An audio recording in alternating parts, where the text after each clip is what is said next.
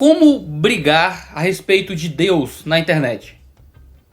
Como é que os cristãos têm que brigar, certo? Porque a gente vai brigar, a verdade é essa. A gente vai entrar em conflito com o mundo à nossa volta e a gente vai ter coisas a dizer que muitas vezes serão condenatórias ao mundo que nos rodeia. Mas como é que a gente faz isso? O vídeo de hoje deveria ser uma autocrítica a nós cristãos de direita. Deixa eu localizar aqui se você chegou de paraquedas. Eu sou um cristão de direita, teoricamente. Eu sou um cristão que está colocado à direita do espectro político. E existem muitos canais cristãos de direita que falam a respeito de pautas cristãs, certo? E falando a respeito de pautas cristãs, entram em conflito com muitos outros youtubers, com as pessoas do mundo, com ideologias à nossa volta. Isso é uma coisa que eu tô tentando já falar há muito tempo aqui no Dois Dedos, mas eu não quero localizar a isso, certo? Eu não quero que o vídeo seja tão localizado como autocrítica a cristãos de direita, porque você pode não ser um cristão de direita e ainda assim cometer os erros que eu tô colocando aqui. Mas eu só quero localizá-lo de onde partiu o que eu quero dizer hoje aqui, no modo como eu quero poder estabelecer uma boa teologia de como brigar sobre Deus na internet. Parece esquisito a ideia de brigar sobre Deus, mas você vai entender. Mas antes de falar disso, deixa eu só fazer um anúncio bem rapidinho aqui pra você. O pessoal do Clube Ictus, certo? Mandou a caixa deles pra gente aqui hoje. Eles são um clube de assinatura do Peixe Grande. Eles têm uma curadoria de pessoas conhecidas, geralmente pessoas americanas até, e eles indicam material literário que vem na caixa deles. Nem sempre material literário cristão, às vezes é material literário secular mesmo.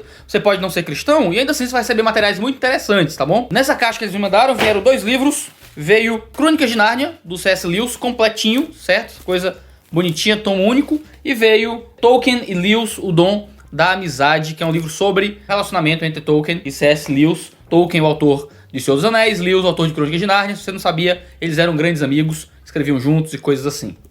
A caixa também vem, obviamente, com marca-páginas e com revista, com editorial, entrevista com o Peixe Grande. Vem cartões postais, né, bonitinhos, sobre os livros em questão. Vem com meta diária de leitura, o Peixe Grande da vez, entrevista com o senhor Peixe Grande e vários outros conteúdos de entrevistas e biografias e dicas de literatura e um monte de coisa, certo? Se você tiver interesse, o link para você acessar o Clube Ictus vai estar aqui na descrição do vídeo de hoje, tá bom? Vai lá dar uma moral pros caras que fazem funcionar os vídeos aqui do Dois Dedos, tá bom? Eles ajudam a financiar isso aqui, então eles estão lhe dando conteúdo de graça através do patrocínio. Então vai conhecer o trabalho dos caras, mas vamos voltar pra treta de hoje. Vamos logo estabelecer aqui um ponto. A gente precisa brigar na internet, certo? Como cristãos, a gente tem que ocupar esse tipo de espaço. Como cristãos, a gente é obrigado por um comissionamento divino de falar a respeito das coisas de Deus, proclamar a verdade do evangelho, se opor a padrões culturais que representam oposição àquilo que Deus nos ensina na sua palavra.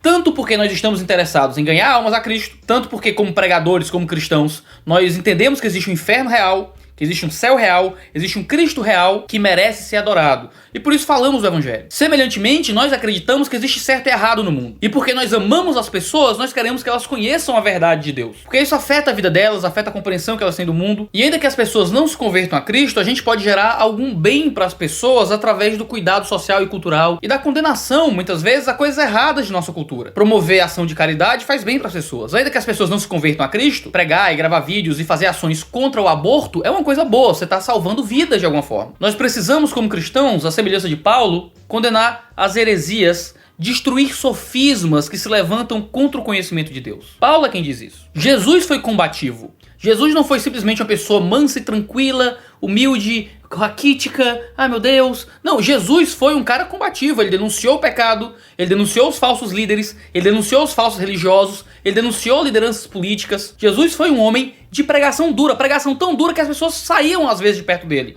porque não aguentavam a dureza daquilo que ele tinha para dizer. Jesus brigou com muitas pessoas, não fisicamente, mas o discurso de Jesus foi em oposição a muitas pessoas. A questão não é se a gente vai brigar ou não, se a gente vai se opor ou não às mentiras que surgem em um mundo em oposição ao Senhor. O meu problema é muito específico. Eu tô gravando esse vídeo depois do vídeo sobre palavrões por um motivo muito claro. O problema é o problema da esculhambação metodológica. O termo é do amigo meu, André Venâncio, ele que chamou isso assim, ele que qualificou assim, e eu vou usar isso. Esculhambação metodológica. by André Venâncio. O que é isso? É quando a esculhambação, a ofensa, o xingamento, a destruição do outro como indivíduo dentro de um processo de debate faz parte do teu método. E o advento da esculhambação metodológica faz parte de muito do debate religioso e muito do debate político na internet. Às vezes justamente na interseção entre religião e política. Que faz com que pessoas que são doces em sua personalidade, pessoas que na vida real não maltratariam ninguém, passem na sua metodologia apologética a usar a esculhambação como método. Então você vai escrever uma resenha de um livro de alguém que você não gosta, você discorda da resenha, e você pode ser até uma pessoa mansa e doce, mas a sua resenha vai ter que destruir a pessoa. Porque se você não destruir o indivíduo adversário, você acha que não foi eficaz no teu processo de crítica. Sabe adolescente terminando o namoro? Em que a menina não pode só acabar com a relação que vocês tiveram, mas tem que acabar com você como indivíduo? E ela não só vai dizer que o namoro foi ruim, vai dizer que você é uma pessoa miserável que não presta, que nunca ninguém vai te querer na sua vida? É a apologética do adolescente. O mesmo acontece no debate político. Você acha que pode esculhambar o indivíduo e destruir o adversário como pessoa no teu processo de construção apologética. Nesse sentido, não existe um ponto comum de civilidade para manter um diálogo racional e honesto. Porque o outro, por estar do outro lado, ele não é digno, ele não é uma pessoa à imagem de Deus, ele não é uma pessoa valiosa. E por isso, você pode destruí-lo como pessoa. Sabe qual é o problema? Aqui eu sei que eu vou tocar num vespeiro imenso. O problema é o olavismo cultural. Eu sou muito fã de Olavo de Carvalho. Eu disse já que eu sou de direita, então você já me localiza aí no ponto. Eu tenho livros do Olavo de Carvalho, eu leio Olavo de Carvalho. Eu li todo o mínimo, eu li Aristóteles Nova Perspectiva, eu li Visões e Descartes, eu li sobre os 4 discursos, eu li tudo. Eu li muita coisa do Olavo, eu gosto de ouvir o que o Olavo escreve. Mas o Olavo tem um defeito que influenciou muitas pessoas, é o defeito da esculhambação metodológica. A teoria apologética olaviana, se eu puder chamar assim, é uma teoria que acredita que você não tem que destruir o argumento da pessoa, porque enquanto você destrói um argumento, o indivíduo vem com mais 10. Então você não tem que simplesmente mirar nos argumentos do indivíduo, você tem que destruir o indivíduo. Você tem que acabar com ele como um debatedor público. Você tem que fazer com que ele sinta vergonha de falar alto as suas ideias. Eu tô praticamente citando Olavo de Carvalho aqui, eu não tô interpretando mal o que ele tem pra dizer. E em certo sentido, há um espaço muito sério pra você condenar certos argumentadores. Pessoas imorais e indecentes que discursam coisas violentas devem receber realmente como conclusão de toda uma argumentação contra aquilo que ela disse, asseverações morais que demonstrem que ela realmente é uma pessoa mau caráter, que ela não deveria ser ouvida. O problema é que todo aquele grupo de pessoas que está em torno do Olavo, que é influenciada pelo Olavo, acaba pegando os defeitos do Olavo sem as qualidades do Olavo. Acaba aprendendo a força e a virulência do Olavo contra as pessoas sem todo o arcabouço teórico e intelectual que o Olavo tem em lidar com o argumento das outras pessoas. Então o que é que você tem? Você tem um grande grupo de turrões, imbecis convictos, de gente que simplesmente transformou na destruição do outro o principal método de apologética, o principal método de conversa. Ao invés de existir um debate sério, ao invés de você lidar com as ideias do outro e no final demonstrar que, por causa disso tudo, você é uma pessoa mau caráter, você não deveria estar no debate público, você não deveria ser ouvido, porque o que você está dizendo é imoral, é antissocial. Não, você tem simplesmente a metodologia de esculhambar pessoas que estão fora do seu grupo, de simplesmente transformar o debate político, o debate religioso, em uma mera troca de ofensas. Como se opiniões ruins justificassem a esculhambação metodológica. Como se o fato de alguém ter uma opinião política ou religiosa contrária à sua justificasse que você o tratasse com violência, simplesmente porque ele pensa diferente de você, ou porque ele se opõe à sua fé, ou porque ele crê em coisas políticas diferentes de você. Iago, mas a gente tem que ser duro mesmo, acabar com essas pessoas e tal. Olha o que é que Paulo diz em 1 Timóteo 5, 1 a 2. Não repreendas asperamente a um velho, mas admoesta-mo como pai. Aos moços como a irmãos, as mulheres idosas como a mães, as moças como a irmãs, com toda a pureza. Paulo está instruindo Timóteo na repreensão. Como é que você vai repreender as pessoas? Como é que você vai brigar com as pessoas? Você vai brigar? Os velhos, trata como se fosse um pai. Os jovens, como se fossem seus irmãos. As moças, como se fossem suas irmãs. As velhas, como se fossem suas mães. O modo como você vai usar a linguagem para repreender as pessoas será com a linguagem mansa. Será com a linguagem respeitosa, ainda que seja com dureza às vezes. Salomão diz no livro de Provérbios que a resposta branda é aquela que desvia a ira. E o conselho que é dado é que você tem que responder com brandura até mesmo aos acusadores. Porque a resposta odiosa não representa o amor cristão que tem que ser entregue até aos inimigos. Até aos inimigos. Ou você nunca leu o Sermão do Monte? Ou você nunca leu Mateus 5, 6 e 7? Será que você só lê Mateus 23, do Jesus xingando e criticando os fariseus? E você nunca leu o Jesus que ordena dar a outra face? Você nunca leu Mateus 5, 5, onde diz que são bem-aventurados os mansos, porque são os mansos que vão herdar a terra? Ou Mateus 5, 7, onde diz que bem-aventurados são os misericordiosos, aquele que age com misericórdia para os outros? Ou os versos 11 e 12, quando diz que nós somos bem-aventurados quando nos perseguem, que se falam mal da gente, se nos xingam, se vão atrás de nós e tentam nos destruir, a gente tem que ficar feliz, porque é bênção de Deus na nossa vida. Fazemos parte daqueles que são do reino, porque assim fizeram com Cristo e assim fizeram com os profetas e santos que vieram antes de nós. Não adianta nada você ter pautas que representam o cristianismo e não ter métodos que representam o cristianismo. Ira, cólera, raiva na defesa da verdade é serviço prestado à mentira. Se você defende pautas cristãs, mas não usa o método do amor cristão para isso, você não está do lado da verdade, você é parte do problema. Você quer corrigir as coisas por um lado e quer manter as coisas erradas por outro lado. Eu entendo que ímpios façam isso, eu entendo que pessoas que não são cristãs façam isso. O que eu não entendo são pessoas que se arrogam defensoras da fé cristã, pessoas que frequentam a igreja, pessoas que estão no meio religioso, defendem pautas do cristianismo, mas fazem isso sem usar os métodos que o cristianismo prega também. Você vai convencer as pessoas que o aborto é coisa ruim, mas você vai convencer as pessoas que a ira, que a raiva, que a vingança, que a humilhação são coisas boas. Isso é anticristianismo também. Cadê o cristianismo daquele que ouve Jesus dizer: não resistam ao homem mau? Se alguém te der um tapa na face direita, que é o tapa da humilhação, oferece também a outra. Oferece a outra face. Quando alguém te humilha, deixa humilhar mais. Cadê o cristianismo de quem não faz isso? Quem quiser tirar a tua túnica, deixa ele ficar com a capa. Aqueles que querem te prejudicar, deixa te prejudicarem. Se alguém quer te obrigar a andar com eles 1000 passos, anda 2. Se alguém quer te fazer mal e te obrigar a ajudá-lo, deixa obrigar e faz mais do que a pessoa queria. Dá a quem te pede, ama teu inimigo, ora por quem te persegue. Você ora por aquele que é seu inimigo político, ora mesmo a Deus de joelhos pedindo para que Deus abençoe aquele que é seu inimigo. Você ama profundamente o abortista,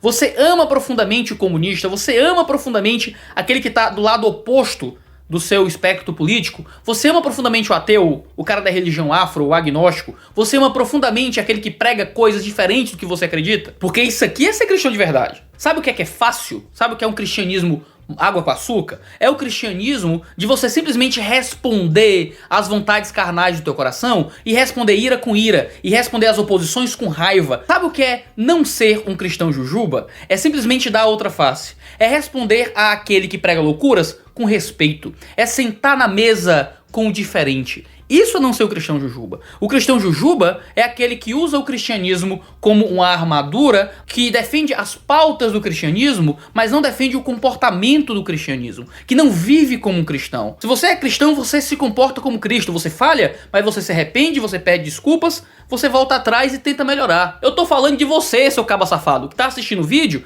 e tá querendo comentar a respeito de alguém que deveria ver o vídeo. Se Deus quisesse que alguém visse o vídeo, Deus mostra o vídeo. Se você tá vendo o vídeo, é porque Deus quer que você veja o vídeo e que você pense na sua vida. Eu tô falando de uma cultura que eu vejo que veio desde Olavo de Carvalho, que tem entrado na igreja e virado um comportamento comum em muitas pessoas que eu conheço, em muitos ambientes que eu vou. Se você acha que isso afeta a sua vida de alguma forma, então aplique isso na sua vida. Não fica aplicando o sermão à vida dos outros, que o nome disso, meu querido, é hipocrisia, certo? E hipocrisia também não é comportamento cristão, tá bom? Jesus foi muito duro no modo como ele repreendia os ímpios muitas vezes. Jesus sempre fez isso contra inimigos da fé, principalmente falsos religiosos, mas Jesus nunca usava obscenidades na sua fala. É bom você assistir nosso vídeo sobre palavrão aqui para entender isso. É um absurdo que cristãos usem palavrões contra pessoas na defesa de pautas cristãs, sempre com exposições daquilo que era o certo, não simplesmente condenando o que era errado, geralmente com quem comprava briga direta contra ele. Ele não ia atrás das pessoas para condená-las, e isso não representava a maioria do discurso de Cristo. Os discursos de Cristo e os discursos dos apóstolos eram propositivos. A condenação e o debate eram a minoria daquilo que ele falava. Eu sou muito influenciado pelo silêncio de Paulo. Paulo citava os hereges pelo nome, mas ele não fazia isso o tempo inteiro. Tava isso em algumas cartas, mas ele fazia isso ao longo de grandes exposições a respeito do evangelho. Eu acho muito legal quando em Atos 7:18, Paulo tá pregando a pessoas que são opostas a Deus, que ignoram o reino de Deus e que possuem uma visão completamente diferente de como o mundo havia sido criado. E ele é xingado, chamam ele de spermologos no grego, que é basicamente um fofoqueiro, ou um plagiador, ou mesmo um charlatão. E sabe o que é que Paulo faz quando ele é xingado disso durante seu discurso? Nada. Ele simplesmente ignora o xingamento e a ofensa que ele recebe. Ele fica silente, porque nós adoramos um Cristo que foi odiado também. Nós seguimos um Cristo que se entregou na cruz e que foi assassinado. Como é que nós queremos ser tratados de forma diferente pelo mundo? Se nós formos responder com ira todas as vezes que encontrarmos oposição a Deus, pessoas, nós vamos ser pessoas completamente iracundas.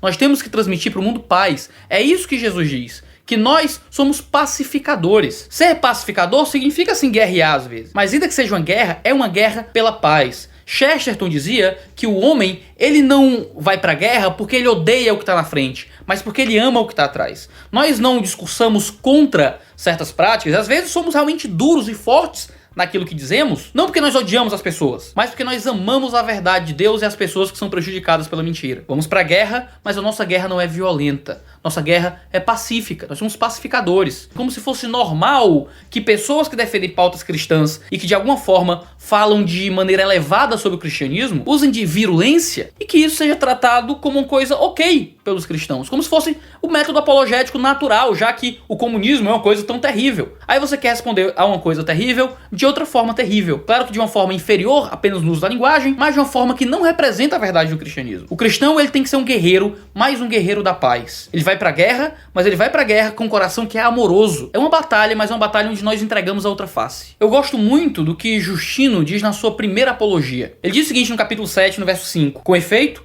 não pedimos que castigueis os nossos acusadores, pois eles já padecem bastante com a maldade que levam consigo e com a sua ignorância do bem. Diante daquele que é ignorante, diante daquele que nos acusa, a gente tem que ter o sentimento de pena e de condoimento. Eles já sofrem com a mentira. Quando Jesus morre na cruz, Jesus ora para que o Pai perdoe aqueles que o estão assassinando. Quando Estevão, ao fim de Atos 7, é apedrejado até a morte, ele ora ao Pai para que este pecado não seja imputado naqueles que estão lhe jogando pedras. A verdadeira transformação que o Evangelho gera no cristão é uma transformação que faz você se preocupar com aquele que está te prejudicando e que faz você ter um coração amoroso com aquele que está te fazendo mal, de forma que você pode condenar o erro, mas você faz de uma forma que representa a graça e o amor de Cristo Jesus. Uma vez nos evangelhos, Jesus entra no templo e expulsa as pessoas. Jesus faz um chicote, Jesus abre a cela dos animais e Jesus ameaça as pessoas. Ele acerta os animais para que os animais saiam, ele vira algumas mesas, mas ele não agride ninguém diretamente. Jesus não estava batendo nas pessoas. O texto não diz isso.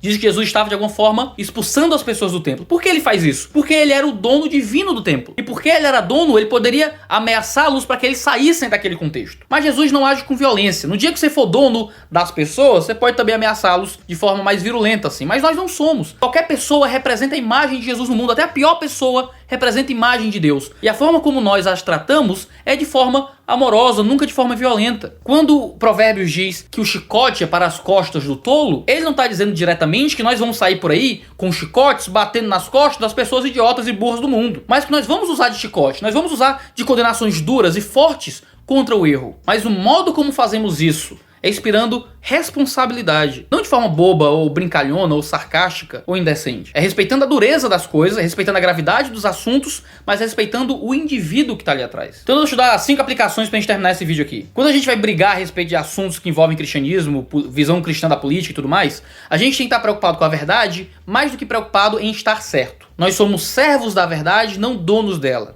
Então nós não usamos a verdade como um porrete para acertar a cabeça das pessoas, porque nós estamos certos e estamos acima dela. Nós olhamos para o diferente como uma maneira de aprender, talvez. Talvez olhar para a pessoa completamente diferente de você e refinar seu argumento a respeito dos assuntos. E tratá-la como alguém que foi criado à imagem de Deus, com respeito e com carinho. Porque eu não sou o dono e o criador da verdade, eu sou só servo dela. Então eu sou um mendigo apontando aos outros mendigos. Onde foi que eu encontrei o pão da verdade? Eu tenho que ser um holofote apontando para a verdade e às vezes eu não consigo acertar bem, porque minha mão treme, porque eu sou pecador e falho. Então eu tenho que ter um espírito de humildade no modo como eu transmito as coisas. Em segundo lugar, o cristianismo inspira um espírito tratável, um espírito de mansidão e um espírito conciliador, um espírito de unidade. Se nós não assumirmos isso no nosso comportamento como cristãos na internet, nós estamos falando mentiras a respeito de Deus ao mundo. Em terceiro lugar, nós temos uma responsabilidade de pacificação no modo como os nossos inscritos aqui no YouTube vão se relacionar com as pessoas que a gente critica. Porque é muito cômodo eu inspirar ira a respeito de algum assunto ou a respeito de alguém, as pessoas que me seguem interpretar esse tipo de linguagem como um salvo-conduto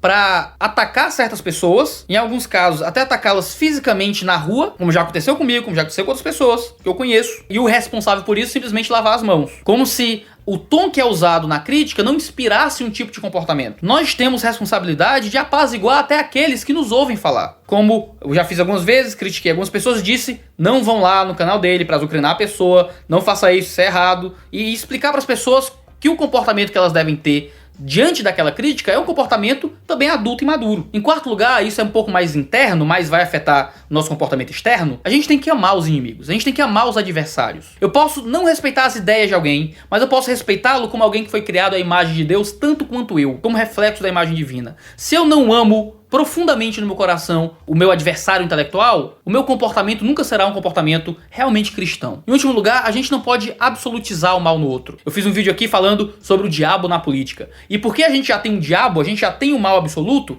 a gente não tem que transferir esse mal absoluto a ninguém. A gente não tem que tratar uma pessoa como alguém a ser expurgada, a ser exorcizada da vida pública. A gente exorciza o Satanás. A gente não exorciza pessoas. Paulo diz que a nossa guerra não é contra carne nem contra sangue. Nossa guerra não são contra pessoas. Nossa guerra não é contra o comunismo. Nossa guerra não é contra um youtuber. A nossa guerra é contra o diabo. É contra o mundo espiritual. Por isso que é uma guerra que é vencida espiritualmente. É vencida em oração e é vencida com um comportamento que o mundo não vai entender. Nós, como cristãos, estamos em uma guerra assimétrica. Estamos em uma guerra em que o inimigo vai muitas vezes usar o nosso bom comportamento como cristão para nos prejudicar ainda mais. Estamos em uma guerra em que o inimigo tem muito mais liberdade de atuação do que a gente. A questão é que se nós nos comportarmos exatamente como os adversários se comportam, qual é a diferença entre nós e eles? E aqui trazendo um pouco para a origem do motivo desse vídeo, de um cristão de direita discutindo religião e política e um ateu de esquerda fazendo a mesma coisa. É só a pauta? Quer dizer que as nossas posições do cristianismo não afetam o método e o comportamento? Ou tudo bem sermos maquiavélicos com os fins justificando os nossos meios? Essa é a meditação dessa segunda-feira. Aplique-a à sua vida como eu tentei aplicar a minha e vamos tentar caminhar para um ambiente de debate mais elevado aqui na internet. Então muito obrigado por me acompanhar até aqui. Tá um calor infernal aqui no escritório, Ceará é quente pra burro e eu preciso consertar logo meu ar-condicionado, mas eu vou fazê-lo em breve. Toda segunda-feira a gente tem esse vídeo aqui, 2 Dedos de Teologia, 10 horas da manhã, quarta e sexta-feira, 10 da manhã, outros programas aqui no canal. Se inscreve, assina as notificações, essa baboseira toda você sabe que o YouTube cobra que a gente faça, senão o canal morre. Entra em 2 Dedos de Teologia no link aqui na descrição pra você ser nosso patrão e ajudar a financiar esse canal, o conteúdo que a gente joga aqui no YouTube. Muito obrigado por nos acompanhar até aqui, valeu negada e tchau, tchau. Isso vai dar uma treta medonha, Deus me ajude.